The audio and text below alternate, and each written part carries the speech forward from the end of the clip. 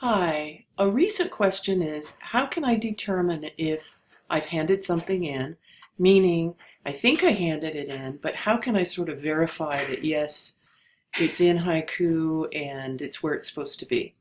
Here we are, I've clicked on Activities and Assignments, and here's the listing of the assignments. Remember, when you complete them, you really don't want to do it this way. You want to go to the actual page where the assignment is because there's lots of information to help you.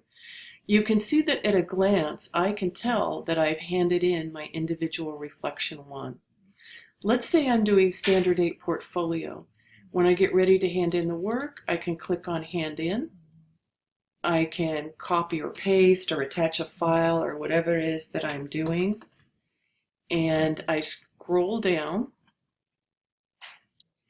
Apparently, according to Haiku or PowerSchool, you do not want to hit Save Draft, because apparently we can't ever find them again, which is interesting. So you want to click on Hand In when you're done.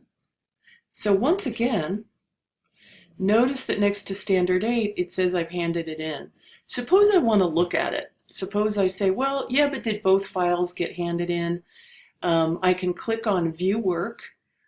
Here is what I turned in, but this is where you would find more information. Suppose you had a second file, or you wanted to resubmit something, you can easily see where, suppose I got an R on this, and I go in and I make some changes. Well, I already did hand it in once, but now I want to view work. It's like, oh, okay, there's my first one. I still need to hand that second one in, and I can go through that same process of handing it in.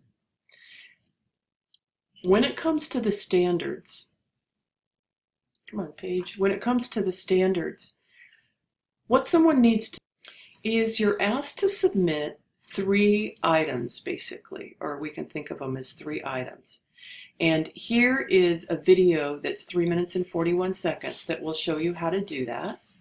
So it says step 1, copy, paste, and complete the standard checklist for the standard you have chosen. So that would be Standard 8. So what you need to do is you do a checklist for each standard 8, 9, 10, 11, 12 through 16. What you do for each standard is you copy and paste the checklist. You then do a looking back on one substandard and a looking forward on another substandard. So let's go to, for example, Standard 8 page. And here are those questions to support you. There's another video to show you how to do it. As we go down, notice the example. Here's the checklist. Everything is checked in the checklist. It doesn't mean you have to write something for each of these. It means you're reading it and you're saying, yes, that's a part of my practice. Then you choose one of these and you do a looking back, and you choose a different one of those and you do a looking forward. So yes, you only write about 2 of these, but since these are all a part of the CTE teaching credential, you must be able to say that you have all of these in your practice. You're just writing specific information about 2 of them. I hope that helps.